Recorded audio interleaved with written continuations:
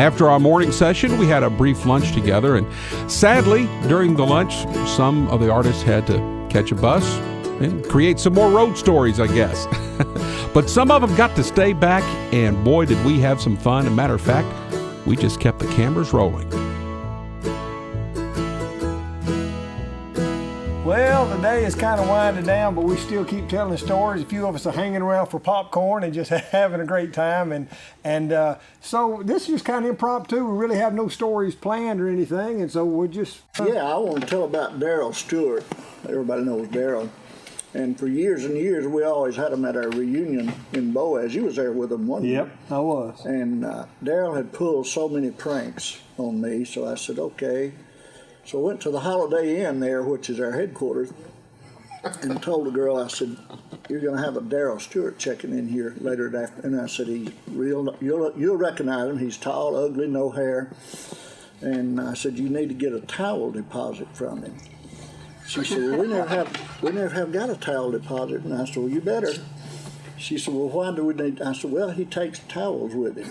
And I said, Holiday Inn has sent out notices to most of the location. You may not have yours yet, but I said, I'm telling you, if you don't, you're going to be short of towels in the morning. So Eddie Crook was in the lobby when he checked in, and he knew he was in on the deal. And Darrell lumped over to the counter and told me it's Darrell Stewart, and got his room, and the lady said, well, Mr. Stewart said, I'm going to need a $20 towel deposit. And he said, huh? She said, we need $20 for a towel deposit. And he said, well, I don't understand what that is. She said, well, I don't know how to break this to you, but said, you're on our list of the most towel takers in the business. Wow. And she said, it's just policy. She said, I can show you from Holiday Inn. She said, you're on the internet. You can't stay here without putting up a $20 towel deposit. He pulled out his billfold, paid her that $20 deposit. Wow. Turned around to Eddie and them and said, how long you been traveling? Eddie said, oh, quite a while. I said, I ain't ever staying here anymore. Said, I never have heard of no towels. I said, I ain't never stole nothing.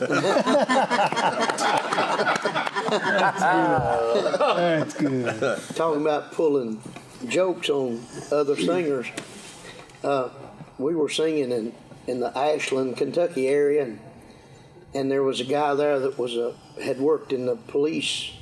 He was in law enforcement work, and he was a big fan of all gospel music. And he said, the Primitive are coming to town in 3 or 4 weeks. Said, you want me to put them in jail? And I said, yeah, I really do. And we got to talking and fixed up some plans. And we were in South Georgia, and Reagan called me on my cell phone late one night. And he was laughing, just couldn't hardly get his breath. He said, you'll never believe what happened. He said, we sang, and they sang at a church, and they got in the bus and started out leaving town. And he said, Michael said, Lord, we're getting pulled over. Said, there's blue lights everywhere. And he said, somebody said, what'd you do? Or what happened? He said, well, a truck pulled out in front of me. He said, I swerved a little to miss it, but said, I didn't do anything wrong. So they pulled over, and there's a police car, about 1 or 2 pulled in front, and one up my side, and one in the back with blue lights on. Wow. And this guy got out and went and got on, they opened the door. And he said, I'm looking for Mr. Norman Wilson. Is there a Norman Wilson on this bus? Norman. And everybody knows Norman. Yeah, he's a good one. He's crazy. I love He him. said, yeah, right here. And Michael was driving, and the officer said, well, I have a warrant for his arrest. He said, I've been watching for this vehicle all day. He said, we've been notified from North Carolina to stop this bus and arrest him, and we have papers here. And Norman began to say, well, what did I do wrong? What have I done? And he said, well, we've got a warrant for your arrest. And Michael begins to say, well, we're gospel singers. We've been out here at the church singing, you know, and trying to paint a pretty picture, you know. And the officer, you know, he and another officer got up there and he said, I'd like for Mr. Wilson to come up here. Norman went up there and they searched him and he had handcuffs and was going to handcuff him. And in the ordeal, he said, I have a warrant for your arrest. And Norman said, well, what is it for? And he said, vagrant child support in North Carolina. Oh my God. And Norman said, that can't be. We don't have any children. I don't have any children. And he said, well, I have it right here in this warrant for your arrest. Said that's going to look bad on a gospel singer that's never had any kids to be arrested for vagrant child support. And said, and Norman was getting real serious about it. And he said, I've got the warrant right here for your arrest. Said it's out of the law offices of Jack Laws. Well, that's the old bear hunter, you know. Yeah. When he said Jack Laws, they didn't pick up on it, you know. and he said, well, you know, they were saying, well, we can't understand this. There's something wrong. Somebody's made a mistake. And he said, well, it came from the judge is the Honorable Archie Watkins. and they realized then it was a prank. Reagan said Norman was really getting serious. Man, They was going to take him to jail. That's a good serious. and that's a good story, Judge. If it's not on you, it's That's right. Every time somebody finds it out, they ask Norman if he's seen Honorable Archie Watkins. You know, the biggest prankster in the world, we all know, is Ronnie Hinson. Oh, Lord. And I got one more to tell on him because I owed him several. Everybody does. Yeah. Tell it. They were in Boaz year before last, and the sheriff's department sponsored the singing.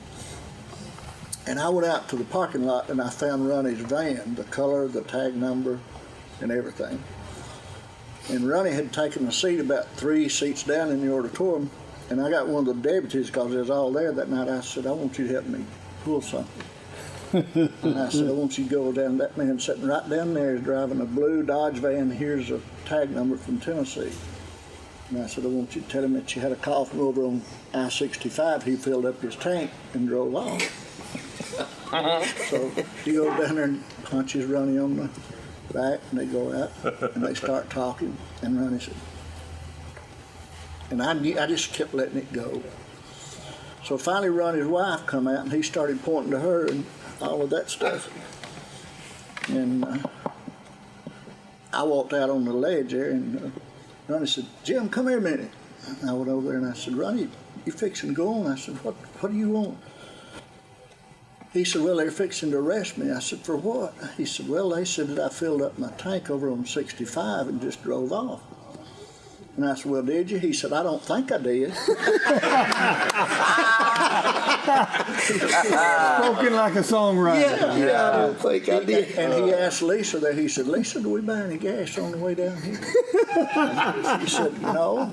And he said, well, gentlemen, he said, we're going to have to get back to this. He said, I'm fixing to go on stage. He said, no, you're fixing to go to Marshall County Jail. Oh, my. And they carried on a little further, and they said, we're searching back, and said there's some activity like this over on 75 Interstate too. So said, it's going to be Monday before we can work this out. And he's getting real nervous.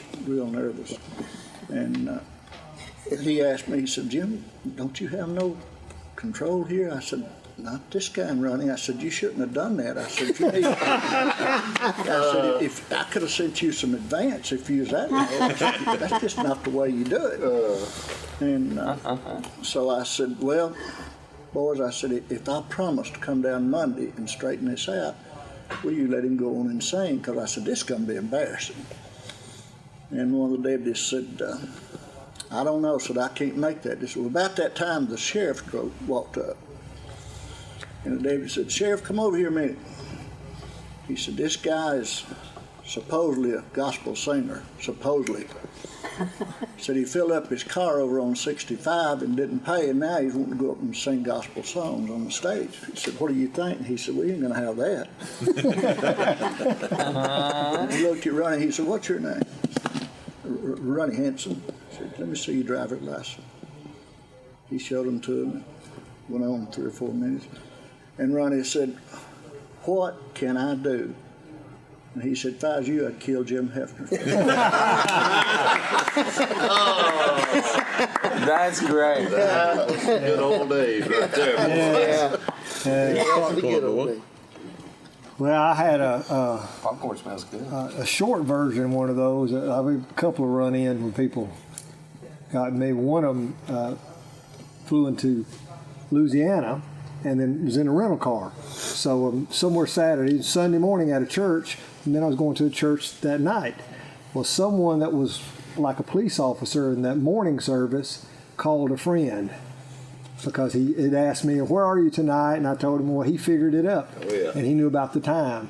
So I'm just in a rental car on a road with GPS, don't know where I am, and there comes the blue lights, and got out, and he like, "Put your hands on the car." I'm like, "What?" So this is a rental car. You know, this is a rental car. He said, "It doesn't matter. This is, you fit the description of some crime or whatever." Made me put my hands on everything, and I just pouring in sweat, and finally he busted out laughing and said, "My friend was in your morning service." And then another one that Danny Jones and I were talking about, you know, just kind of things we do on the road naturally, and my vest. A friend of mine, Bill Griffin up in Canada, he gave me a vest, like a travel vest. Well, I ended up falling in love with it. So when I can put like a book and passport and whatever. I can just load things into pockets, which works good if you're not nervous. And so, because it's got a million zippers, and I was flying one time out of Louisville, okay, going somewhere. And as I went through, you know, like the security, well, you know, once you go past the metal detector, you're in no man's land. You're really in their jurisdiction. Yeah. You mess up, you know, you're in bad trouble. So anyway, I went through, and as I was coming out the other side, I'm putting my wallet and everything, and I put a couple of things in my vest and all, and I'm getting my backpack and a couple of things, and all of a sudden 2 TSA men step up to me and said, "Sir, we need to see some identification." I said, "Okay," and I wasn't thinking anything. I thought maybe it's a random, we're going to pat you down or something. I said, "Okay." They said, "Sir, you're going to need to step to a back room." I said, "We need identification." Well, then that's when the sweat broke out, because I'm thinking they just x-rayed. What if, Yeah. you know, at the water fountain, somebody had slipped something in my backpack? All of a sudden, I'm thinking, you never what in the know. world? Because your whole ministry would be over if something's wrong. So then, when they're asking for identification, I'm Barney Fife. I'm in every zipper. Zip, zip, zip. I can't find anything. Slap every pocket And they're over there. You know, we're going to need to see you in the back room. Well, by then, I was just pouring in sweat. I couldn't find any identification. And I said, "Are you kidding?" And the guy looked at me. He said, "We don't kid." He said, "You're going to need to come to a back room." Well, when he said back room, I'm thinking, oh man, you know, my life flashed before me, and I'm still doing the Barney Fife thing over here. Just can't even find my wallet or anything. And all of a sudden, the head TSA, you know how they're kind of elevated, you know, a little lofty, everything. Look, all of a sudden I heard. I looked over there, a guy I didn't know, and he said, "Hey, Tim, I saw you in concert about 3 weeks ago. I told the guys to go over there and give you a hard time." He said, "And by the way, I got Claude Harper just a couple of weeks ago." That made it all worth it, didn't it? Well, Gordon, you got a story you can share with us now. You know, it's funny how when you're on the road and how people hear stuff that they think they hear, but they really don't hear it quite right. Right. That's how rumors get started. and when I first went out with Bill and the homecoming tour, when Bill would introduce me, he would talk about, you know, that I'm a Nashville session player in the studio, and he would talk about how I can hear a song one time and play it back. He said that this guy has a photographic memory. And he said, and then this guy, you can sing in any key, you can play any note on the piano, and he knows exactly what it is. He's got perfect pitch. And so Bill, you know, you know how he is. He just sets you up to win every time. You know, nobody knows who I am, but he's just really building me up. Mm-hmm. So anyway, we're on my first Alaskan cruise, and the first night he does that. Well, the next day our port of call was Juneau, and Tony Green tells his story so well. Tony said, I heard this lady get off the ship. And he said, you know, everybody's using their cell phones because you can't use them out on the water unless you want to pay $1,000 a minute. Right. Yeah. And so everybody's using their cell phones. And Tony said, he hears this lady, hello. Yeah. Oh, yes. Yes. Can you hear me? All right. Yes, we're having a wonderful time. Oh, I've never heard singing like this in my life. If heaven's like, oh, yes, it's wonderful. Huh? Yes, oh, they're all here. And you ought to hear this new piano player Bill's got.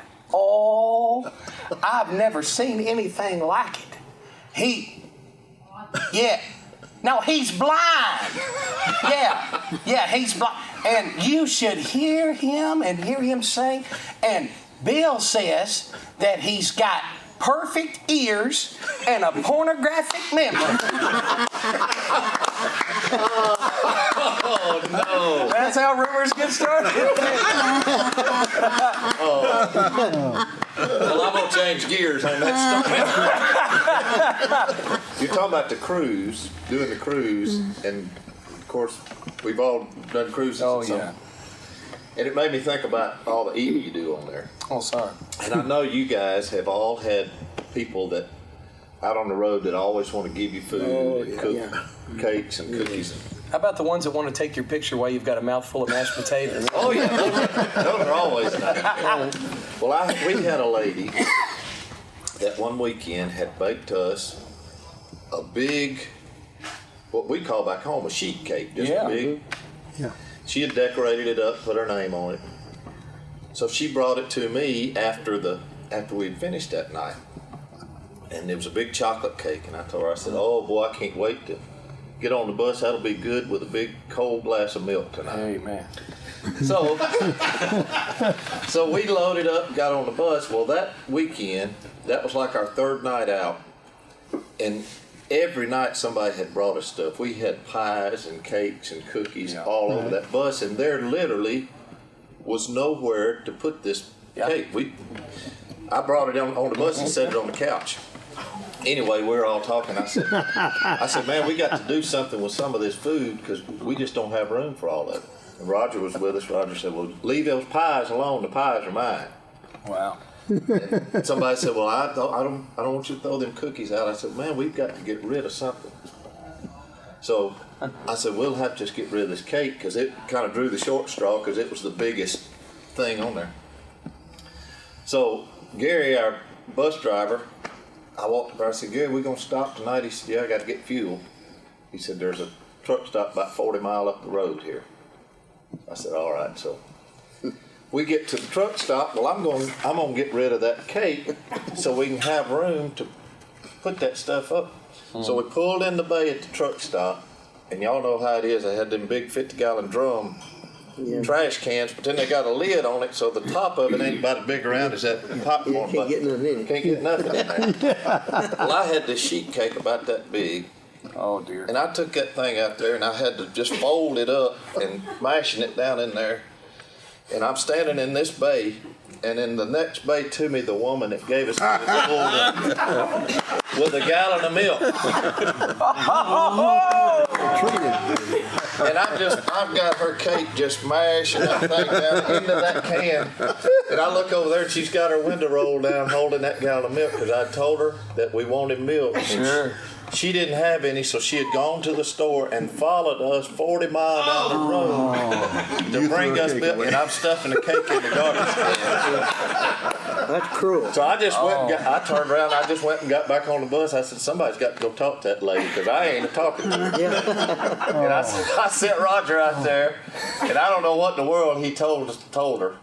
But we've seen her again since then, so I guess he didn't bring the milk back. We ain't had no more They cake. poured it in the garbage can. It needed, after eating all that cake, it needed a drink. Oh, gosh. You know, the thing I always like, and I know you guys have got some, is things that happen in church, you know, when you're singing. Had a singing one Sunday morning, and it was one of these preachers that would not take no at an invitation. You've seen them. Oh, Lord, yes. He said, I want these boys to sing a verse of something. Nobody came. And the only ones that got up was the ones that didn't want to hear us sing, so they went ahead and left. But we sang it, and he said, "Boy, sing that one more time." I said, "I believe somebody's coming." And you know, everywhere you go, there's always some old boy that's just a little, you know what I'm saying, just not totally up. I'm in the group. Yeah. Don't believe I'd have told that, right? But I had seen this old boy sitting back there during the service, and we sung it 3 times, and I'd decided wasn't nobody coming, you know, I was ready to go home. And he said, "Well," I said, "I don't want to tarry the spirit, and I don't want to worry your patience," but said, "I believe if y'all had sang that one more time, somebody'd come down." That old boy in the back said, "Yep, sing it one more time. I'll be down there in a minute." Oh,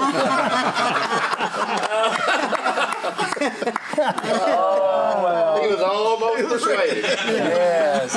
We had a guy come to the altar one night in Lenore, North Carolina, and when he got up, the pastor made a big mistake and asked him if he had anything he wanted to say. Oh dear. Yes. That's in my opinion, that's a mistake. Oh, that's a no. And the guy said, "Yeah, I'd like to say a word."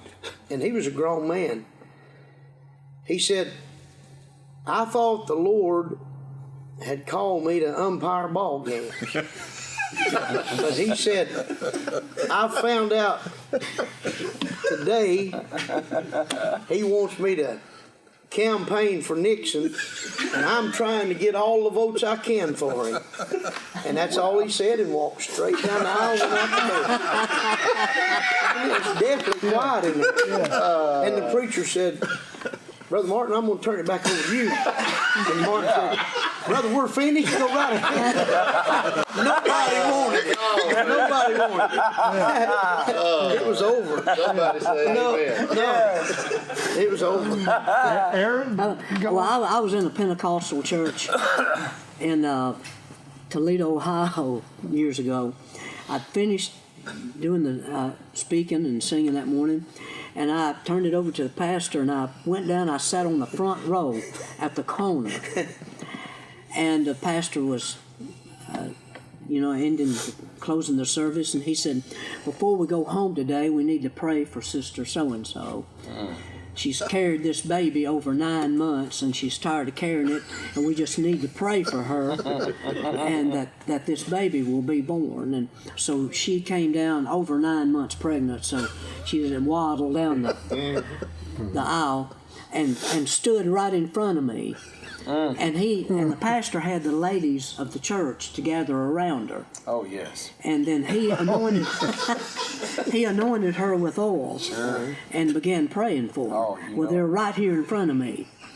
And so he's praying, "Dear Lord, whatever it is that's keeping this baby from being born, we rebuke it in the name of Jesus. And we ask that you let this baby be born." And this woman standing right in front of me with her hand on the pregnant lady's shoulder whispered, "Not right now, Jesus, not right now."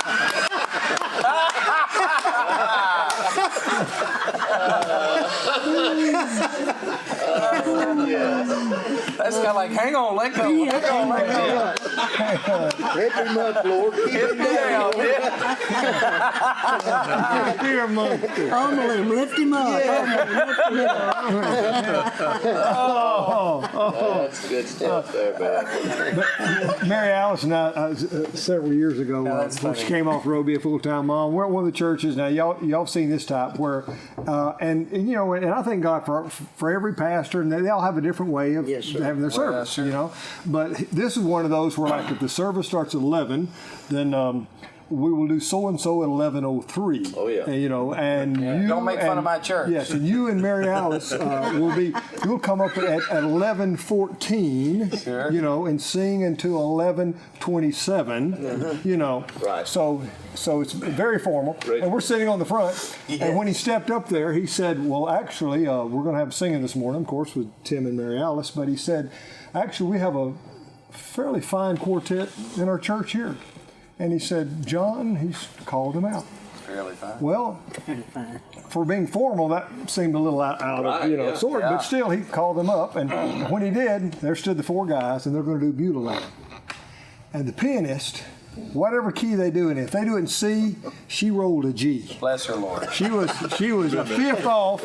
She rolled it, and when she did, it threw the lead singer off so bad crazy. that when he shot for it, he missed it by at least 2 octaves. Oh, yes. So here's exactly what happened, and the pastor was part of the quartet, right? So here's what happened. The lead singer, she rolled the piano, and he said, "Oh, I'm kind of home." Now hang on, I'm not there yet. Hang on, it's the comment that killed us. He said, "I'm kind of homesick for a country." Somebody's gonna have to sing the second verse. I can do this first. Yes. That's all I can do.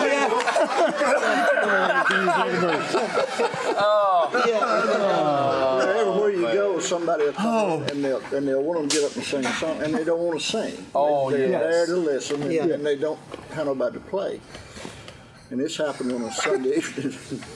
And this was a pretty good singer in the community, and they said, "Well, Brother so-and-so said you come up here and sing one." He said, "No, I'd rather not." I said, "You got a lot of, oh, come on. He said, "Well, I don't have anybody to play." Oh, Sister Trudy didn't play anything, any key. Yeah, she can follow you. Oh, yeah. So he finally goes up there and talks to her in her ear. Also the microphone, she hits some key, and he says, "Oh, Lord, my God, that's too high." Well, now I have heard that Ed has a good story about teeth. Yes, it has. Lay it on us. About what? About teeth. Most people know I write a story. Before I tell that, let me say, I got an email, hadn't been too long ago. She said, "I've always enjoyed you." She said, "You're one of my favorite singers because you're so smooth. You don't try to do this, that, the other." And she said, "I really love your stories and the singing news." She said, "And I think you're a better writer than you are a singer." But Buchanan, West Virginia, way back when I was a younger man, I had false teeth a long time. But Perry Wright, the promoter and preacher there, he had us down a little civic center down there every year. And the thing was in May. And I'd done it 3 or 4 times. And I had a really energetic group, young group like I've had over the years, you know. And I forgot what song it was, but boy, we hit that ending and that blend. I love that blend. It was just vibrating in my ears, you know. And I got excited, you know, old Baptist boy. Well, glory, when I done that, them teeth shot out. Oh, no. Listen, when they hit the floor, they were hopping like that, like they were after somebody. And I didn't know what to do. I'd never been embarrassed in my life. I went scooting up. I went off the stage, and I never went back on. So he called me 10 years in a row to come back to Buchanan. I said, "Brother Perry, I don't think, we don't have that date open." He said, "Ed, you can't have all them bookings." He said, "You think people remember about those teeth?" So he talked me into coming back. So we go out to his house. His wife had a nice meal, and we ate. And I remembered I needed to go to the drugstore, and I borrowed his car. Went down into the little village and parked in front of an insurance agency, going to walk across the street to the drugstore. I know soon he got out of the car, and some little old lady from that insurance company stuck her head out the door and says, "Brother Ed, do you still have your teeth, huh?" I hadn't been back. No, they won't remember that. No, they won't. But that's the most successful. And there's one more I got to tell. I had a little piano player back in the 70s, and he had a real curly hat. And if he let it go, it'd just get bigger and bigger like an apple. I remember him. And we'd been on the road working fairs, I guess, for over 30 days, and we were tired and ready to go home. But I said, "Boys, we got to do it." Everybody need a shower bad.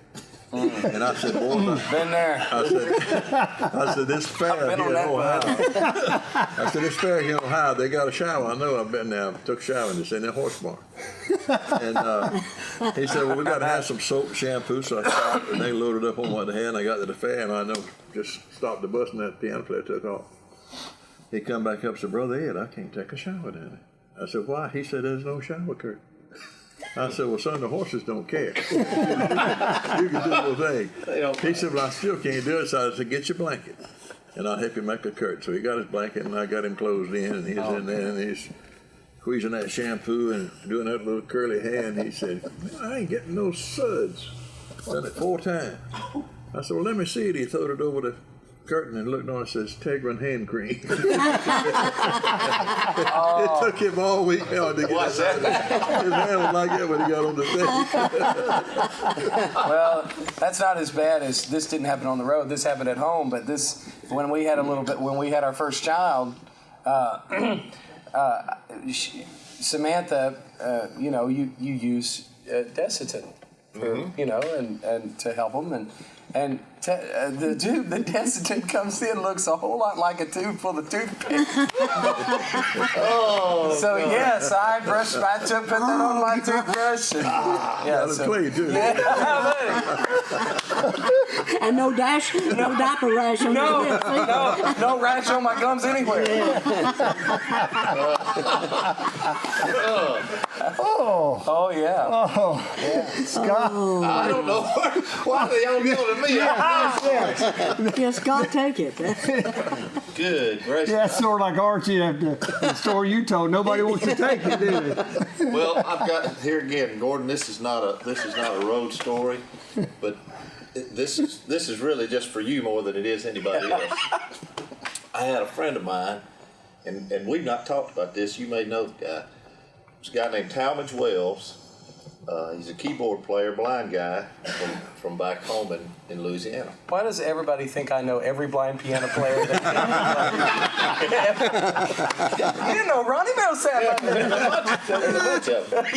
But anyway, I worked with this guy's girlfriend. And at the time, Talmadge was playing, he played country music. He was playing these little old clubs there around town. It was in the wintertime. And so Lisa was trying to figure something to buy him for Christmas. Sure. She said, he's the hardest person in the world to buy something for. He's got everything he wants. She said, but I know they're playing one club up till 10 o'clock and then they have to load up gear and go to another club that night. She said, so I just can't think of anything. She said, I was going to buy him a nice set of winter gloves, a pair of winter gloves, so he'd have, because I know he's having to get it out. So anyway, wow. I said, well, yeah, I think that'll be fine. So she bought Talbot this pair of gloves and gave them to her, and they had their Christmas. He opened those gloves up, and she said she could see the disappointment on his face. She said, Talbot, do you not like my gift? He said, well, honey, it's nice, but he said, I can't wear gloves. Said, I can't see a thing in the world wearing a pair of gloves. It doesn't be like me buying you a blindfold. He said, I can't see nothing if I got gloves on. That's so true. That's so true. Who had ever thought of that? Yeah, that's so true. That's fantastic. Gordon, you remember when you recorded Old Gospel Ship? Oh, yes, sir. I was doing radio then. I used to listen to you when we would come to Alabama on WAVU. Yeah. And one morning, I said, it's 46 degrees in Albertville, 10:48. I mean, time was 10:48. And I followed your song with that.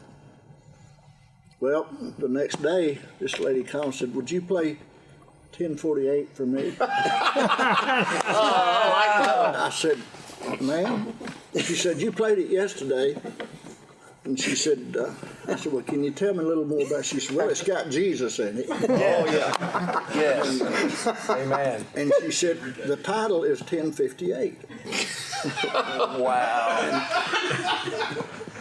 A lot of our stuff was on computer, and I went to the guy that does all of it, and I said, and the woman, about the third day, she's real irritable. Yeah. And I said, ma'am, we just don't have that. And she said, I know you do. Yes. I said, well, if you'll come up here and find it, I'll play it. Yes. But anyway, I went to the guy that programs all of that, and he said, Jim, there's nothing like that on there. Nothing. So she called again. I said, I know what you want to hear, 10:58. Yes. And I said, I didn't have it yesterday, and I don't have it today. She said, well, looks like you'd be more respectful. Said, the boy that sings it's blind. Looks like you'd know who it was. Then you knew. And then, Yeah, I knew what it was. you know, I was just thinking, you were talking a little while back, Alabama is well represented in this Yeah. bunch of folks here, because I'm from Gadsden and you hail from Albertville. And I'm from Mobile area. that's right. I'm from near Ardmore. We should have had this in Alabama. I guess we should have, but then I'd have had to drive 3 hours to get there. Oh, Scott, you got one? Well, I know you guys have. A lot of y'all have been out there a whole lot longer than I have, and you know how people are always telling us how they're praying for us and want us to have traveling mercies. Yes. Yeah. I want to tell you something that happened to us. This is kind of a two-phase story. We were singing in a place up in Missouri on a Sunday morning. Well, we were actually going to sing a Sunday night, but it was Sunday morning, about 5 o'clock in the morning. We stopped to get fuel, and everybody was still asleep except the driver. I'm assuming he was still awake, but he pulled in there to get fuel, and of course just left the bus running while he was getting fuel. He went in to pay. Well, while he was in there paying, the bus died. He came back out, got on the bus. It wouldn't start back up. So he come woke me up. He said, "Man, we got something wrong with the bus." So he and I walk outside the bus, open the back end, look and see if we can see anything obvious. So while we're standing there, a motorhome pulls up in the bay beside us. And the man steps out. He said, "That doesn't look good, boys." He said, "Y'all having trouble?" I said, "Yeah." He said, "Well, I'm a diesel mechanic. Let me see if I can help you." So I thought, my goodness, what's the chances of a diesel mechanic pulling up? Yeah. Yeah. So, Thank you, Lord. yes, sir. So he walks over. He gets his computer out of his truck, out of his motorhome. He walks over and plugs it up to our bus. He said, "Oh, you've got a throttle position sensor that's gone out." Wow. So I said, "Man, we're not from here." I said, "We don't know anywhere to try to find a part." I said, "Are you from here?" He said, "No, I'm from Oregon." He said, "But I think I've got that part here in my truck." Oh my goodness. So behind his motorhome, he's pulling a service truck. He goes over there and opens a bin on it, roots around in there and gets this part out. He said, "I think this is it." He comes, crawls under our bus, puts it in there. He says, "Up there and try it." So I got up there and hit it, and it started right up. Yeah. So, I mean, I'm just blown away. I said, there's no way this could happen. So I went to try to pay him, and he wouldn't take hardly any money. I said, "You got to at least get money for your part." So the guy's name was Darrell. I said, "Darrell, buddy, you've been our angel this morning." He said, "Well, I guess I kind of am an angel." So I said, "Really?" He said, "Well, about 2 years ago, I was driving a service truck and was in a head-on collision with a tractor trailer." He said it knocked him unconscious. He went into a lot of details, but he was pinned in that truck underneath the dash and basically bleeding to death. He said, "I could feel the flames of hell lapping up on me." Wow. So he said, "I told God, if you'll help me out of this, Very good. I'll do good for you." So I said, "Well, Dale, if you don't ever do another lick of good, buddy, you've done some good today." Yes, sir. Amen. So Dale gave me his card with all his information on it. He said, "I've got it's called Rolling Wrenches." He said, "I've got 6 different businesses around the country." He said, "Anywhere you are, if you've got serious trouble, call me and I can get a truck to you." Okay. So now, fast forward about 18 months. We're singing one day. We parked at a Walmart. Everybody went to eat lunch. We're going to come back to the bus and meet at 2 o'clock. We're going to go to church. Everybody gets back to the bus. Gary, our driver, was asleep, so I'm going to drive us to the church. So I get up to start the bus won't start. So I said, "Golly." Get my phone out, and I'm trying to find somewhere to call. I call a truck stop, see if they know anybody that can help us. No. He said, "I've got a couple of guys' names I can give you. They may can get out there to where you are." So I'm trying to find somebody to come help us. And our bus driver, Gary, wakes up. He comes up there, and I told him what's going on. So he said, "Well, man, there's a motorhome out here and a guy working on it out here in the parking lot." He said, "He's got a service truck working on a motorhome." I said, "Well, go get that guy, because if he can't help us, he'll know who to call. So I'm still on my phone. Gary comes back on the bus. He said, man, it's that same guy that helped us before. Unbelievable. So I thought, there's no way. I walk off the bus, and there stands Dale. He said, man, I can't believe I'm seeing you here. I said, well, buddy, I can't believe I'm seeing you. I said, come on, you got to get us fixed. He said, well, let me get my computer. So he got his computer, hooked it up to the bus. He said, your fuel pump's gone. I said, where are we going to get one? He said, oh, I got it here. Right here in my truck. Holy cow. That angel was following you. He brother. went and got that fuel pump and put it on that bus, and in about 15 minutes, I mean, he had us ready to go. So I said, Dale, tell me why you're even here. We were in Missouri again. Now, this man lives in Oregon. I said, tell me why you're here. He said, well, my motorhome, the central vac went out on my motorhome. I carried it to the shop in Oregon. They plugged it up to the landline, and it was the wrong current, and it burned up everything electrical in there. They said, we can't fix it. It's going to have to go to the manufacturer. He had driven from Oregon to Missouri to where the manufacturer was for that motorhome. He said, I just picked it up, and I was testing everything out. He said, I wanted to try my slide out, so I pulled up here to the Walmart parking lot so I'd have room to open my slide out. He said, so that's what I was doing. I mean, he was parked 50 yards from us. So, Yeah. you know, people tell us that they praying for that. Yeah. Right. And Sure they are. personally, I can tell you, I mean, I'm ashamed to say it. So many times I thought, well, that's nice of you. I appreciate that. Yeah. But, you know, God looks out after us, and, Right. and He Yeah, he does. knows all those little Detail. details of what we Right. need. He knows where to put Dale. So now, anytime the bus breaks down, we're all looking to Where's see, Dale? where's Dale? Or if you look and see him, you think, oh no. Yeah, that's right. You wore your angel out.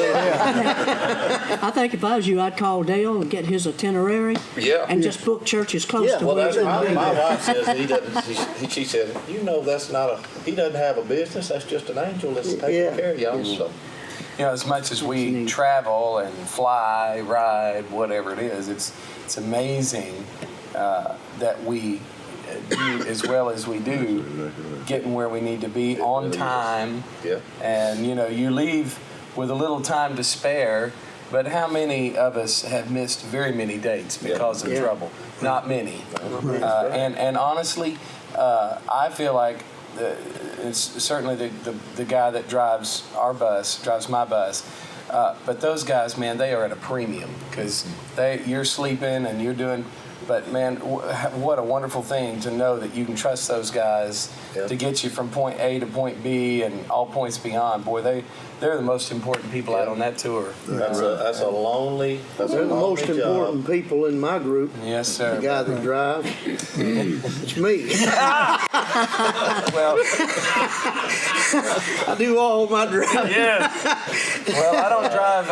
I don't do my driving except for after midnight. I got just as good a chance as any of them truckers. There you go. Is that when you get your other glasses? Yeah, I get those other ones. Yeah, I figure I got just as good a shot as passing the CDL as some of these guys.